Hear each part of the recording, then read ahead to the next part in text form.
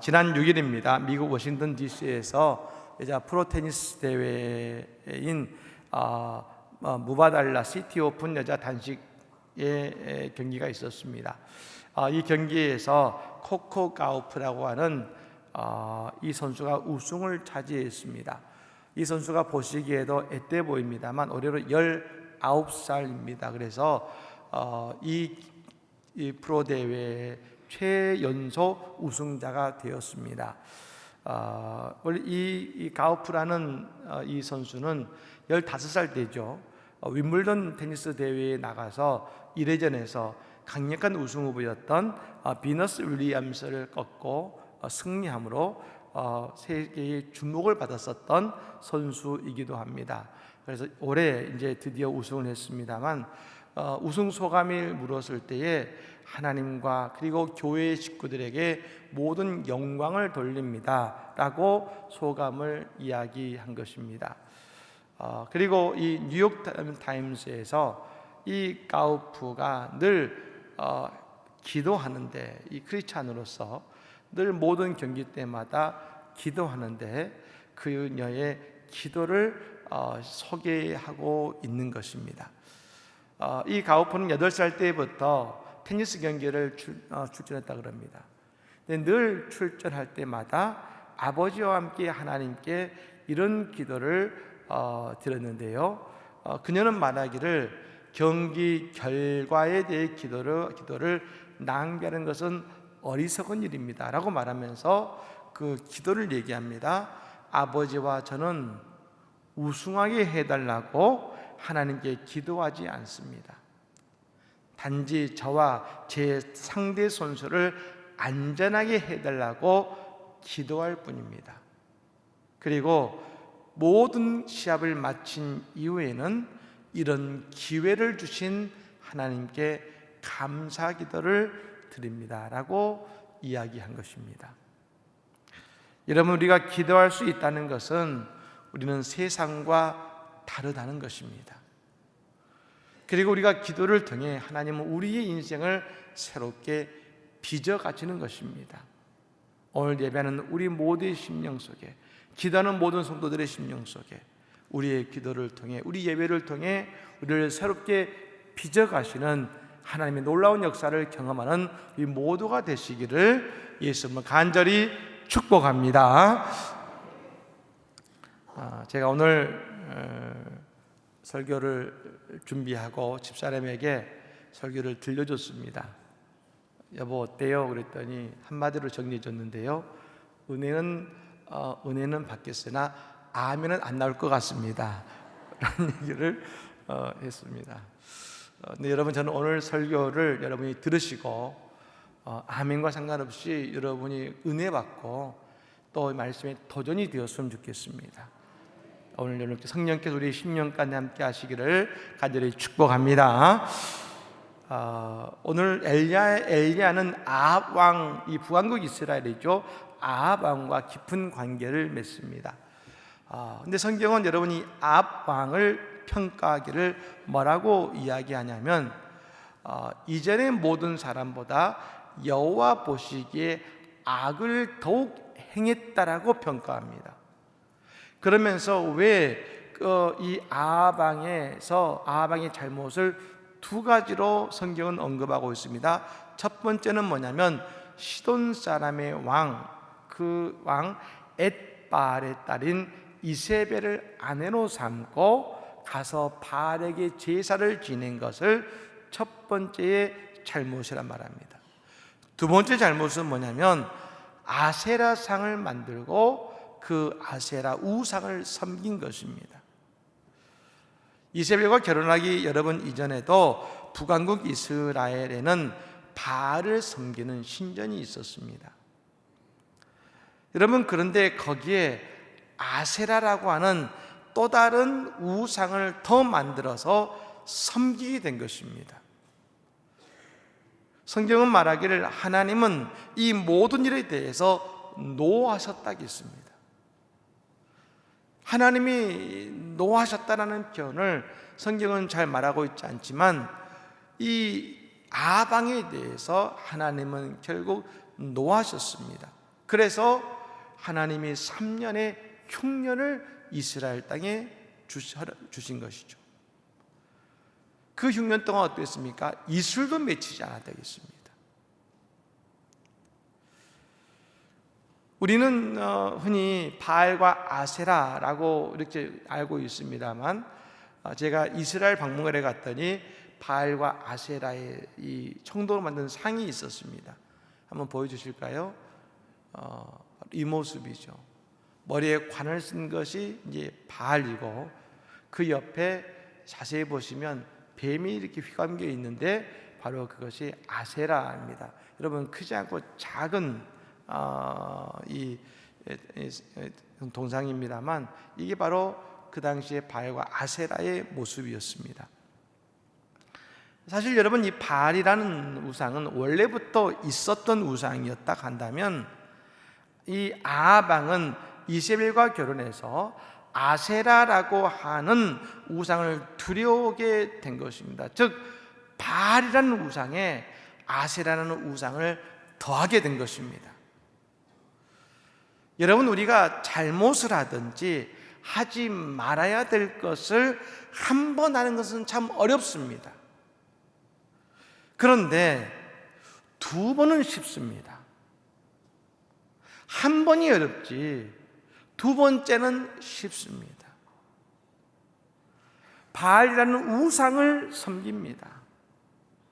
그러니 아세라라는 또 다른 우상을 섬기는 것은 별로 어렵지가 않은 것입니다.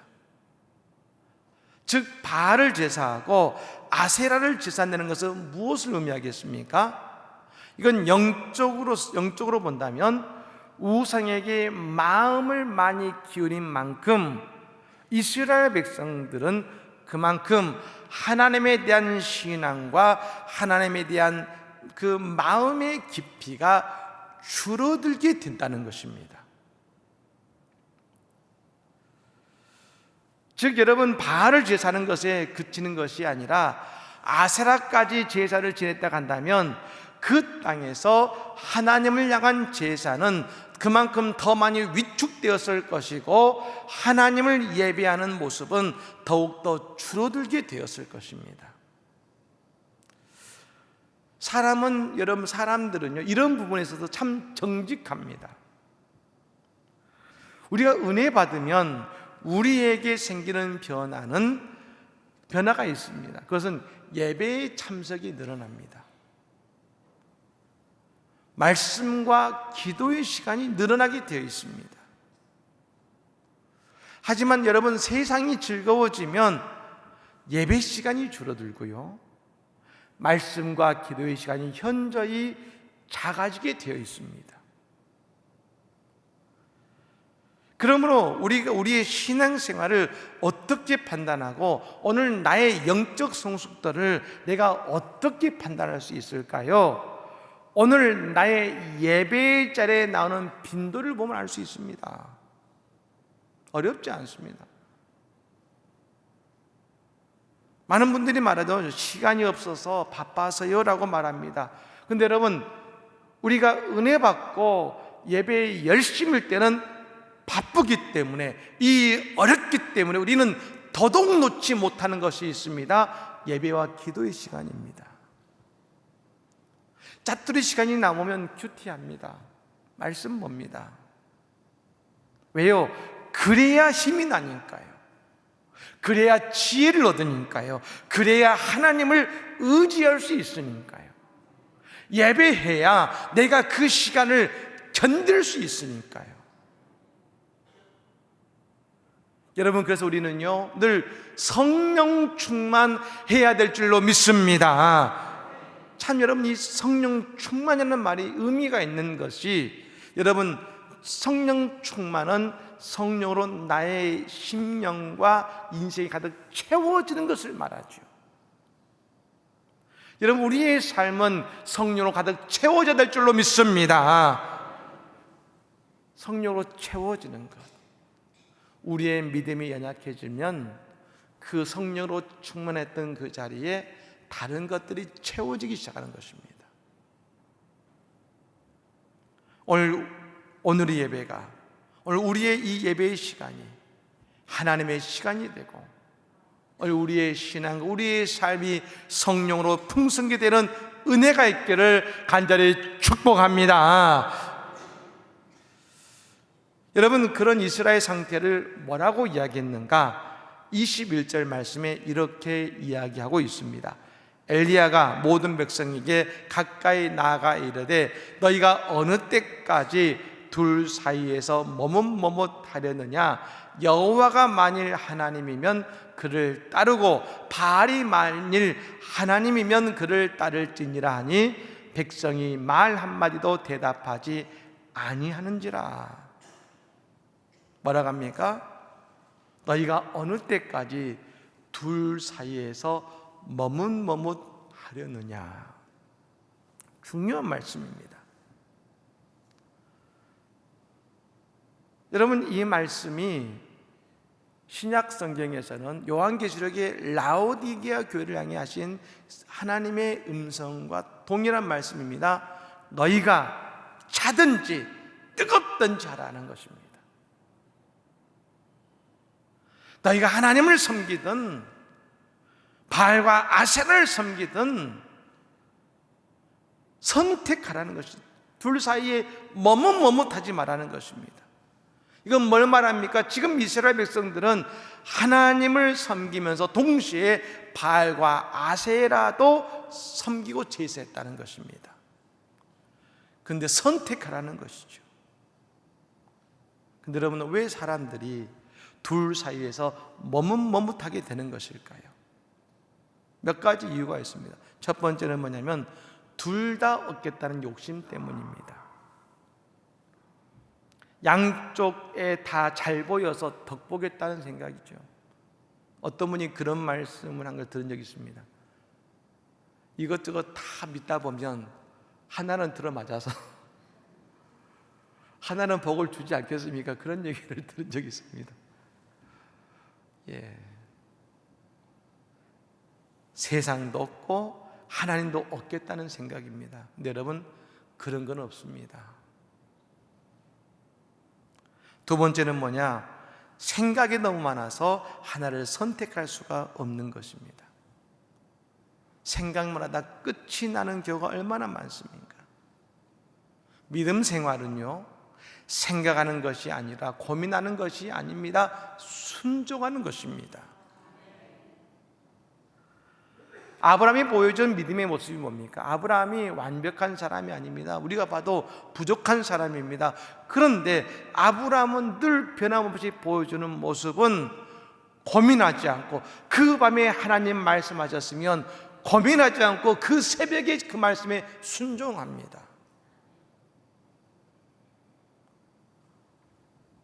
하나님의 말씀에 즉각 순종하는 것이죠. 셋째 뭡니까? 하나도 신통치 않기 때문에 선택을 못하는 겁니다.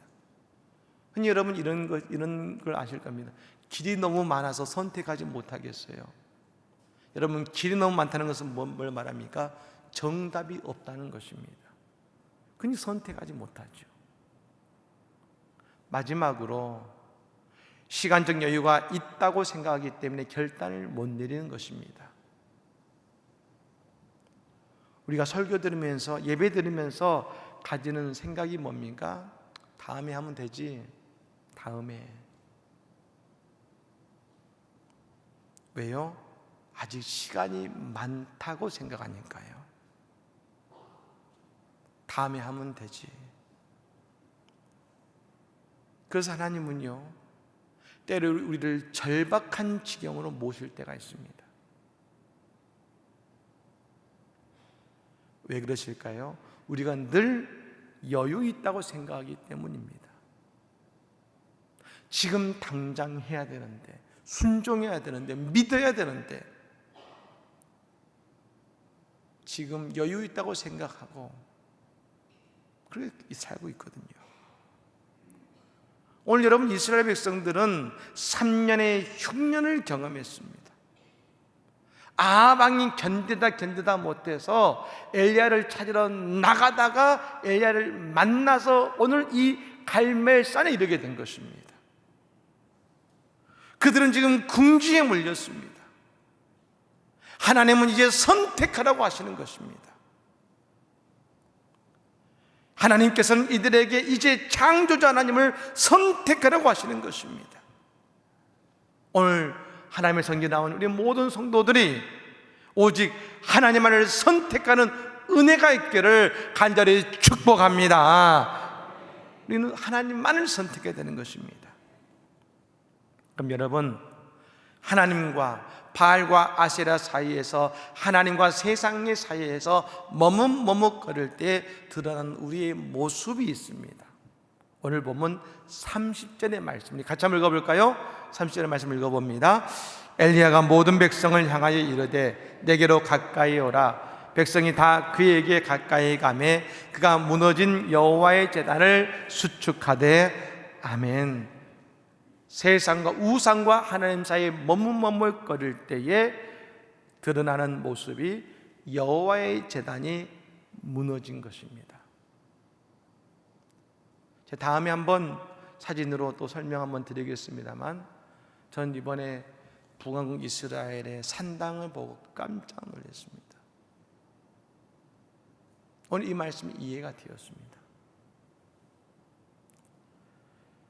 여호와의 제단이 무너졌습니다. 이스라엘 백성들이 하나님께 제사하지 않은 것이 아닙니다. 그러나 여호와의 제단은 무너져 있었습니다. 근데 분명한 것은 이스라엘 백성들은 여호와의 제단이 무너졌음에도 불구하고 몰랐다는 것입니다. 그런데 우리가 깨달아야 되는 것은 우리도 마찬가지라는 것입니다.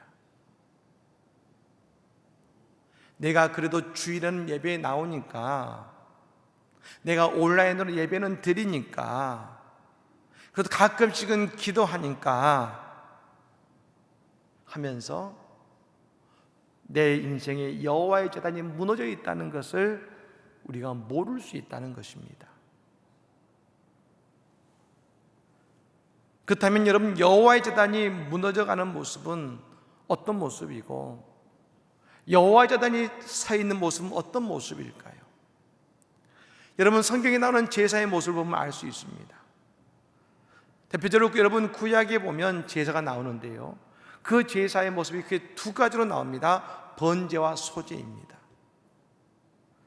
번제는 어떤 제사입니까? 하나님께 제물을 불에 태워 드리는 제사입니다. 근데 어떻게 태우냐면 완전히 모든 것을 다 불에 태워버립니다. 남기지 않습니다. 조금도 남겨서는 안 되고 다 태워서 완전한 재로 만드는 것입니다. 여러분, 고기 굽는 게 아닙니다. 완전히 그 바쳐지는 제물이 재가 되어야 되는 것입니다. 예, 우리가 하나님께 예배하고 하나님을 위해 일을 할 때에 우리는 내 것이 남아있으면 안 되는 것입니다. 예배하면서 나는 하나님 앞에서 완전히 재가 되어야 되는 것입니다. 나의 의지도 나의 생각도 남아서는 안 됩니다. 모든 것을 하나님께 맡길 수 있는 존재가 되어야 되는 것입니다. 소제는 어떻습니까? 소제는 곡식을 하나님께 드리는 제사죠. 모든 제사는 다 피를 흘리지만 이 소제는 피를 흘리지 않습니다. 대신에 여러분, 이 곡식을 어떻게 드려야 되느냐? 그냥 드리는 게 아닙니다. 완전히 가루로 만들어 드려야 됩니다. 완전히 가루가 되어야 됩니다. 조그만 여러분 알맹이도 있어서는 안 됩니다. 완전한 가루가 되어야 되는 것이죠. 고운 가루로 만들어야 됩니다. 우리가 드리는 소제는 바로 나 자신의 뜻을 완벽하게 가루로 만들어야 됩니다. 그 만드는 것입니다. 나의 생각과 나의 뜻이 알맹이가 되어서 걸리적거려서는 안 됩니다. 다 바스라지고 가루가 되어야 됩니다. 이것이 바로 제사입니다.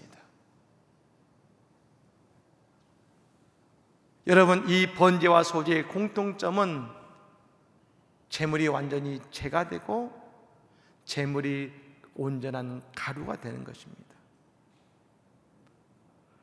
오늘 우리 예배를 통해 은혜 받고 우리가 새로워졌다는 것은 무엇을 의미합니까?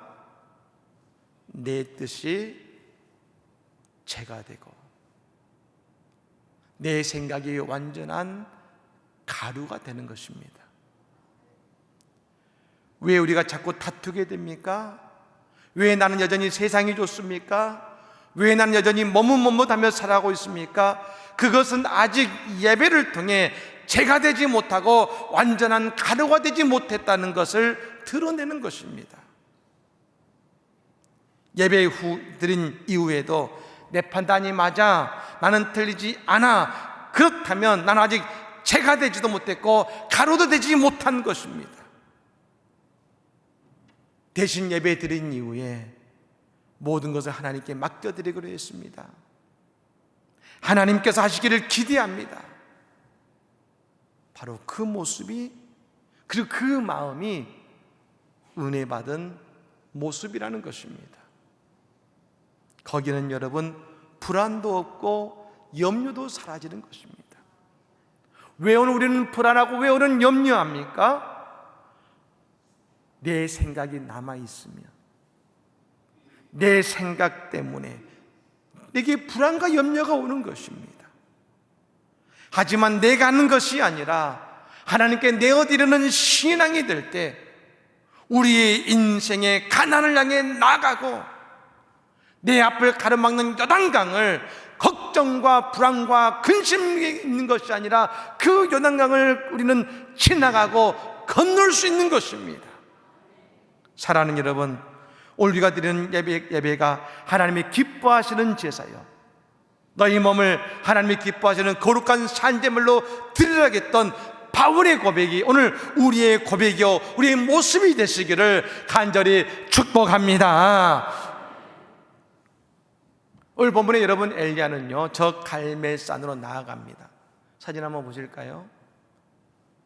제가 갈멜산 그 꼭대기에 갔더니 저 동상이 있었습니다. 저 바로 엘리야가 바알과 아세라 제사장을 팔에 밟고 칼로 내리치는 모습을 이 동상으로 만들어 놓은 것이죠.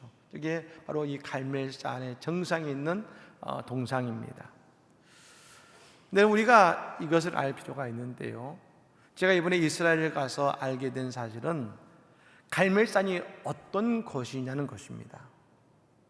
우리는 하나님의 불이 임했던 곳이기 때문에 우리는 갈멜산을 거룩하게 보지만 이 갈멜산은 원래 바알이라고 하는 우상의 본고지와 같은 곳이 이 갈멜산이었습니다.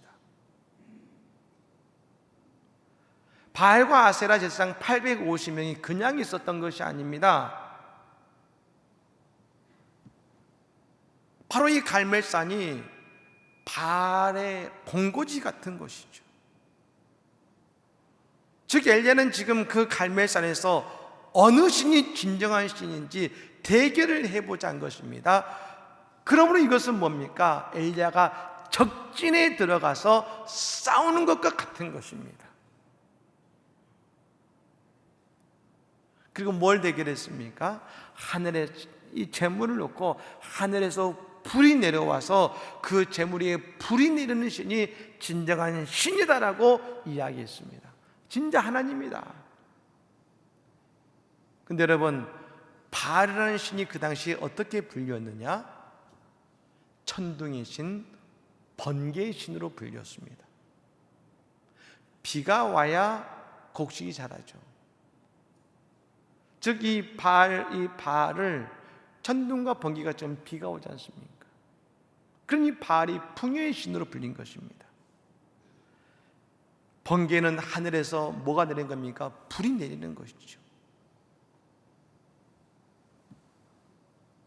즉 엘리야가 제안한 것은 뭡니까? 바알이 불을 내린다고?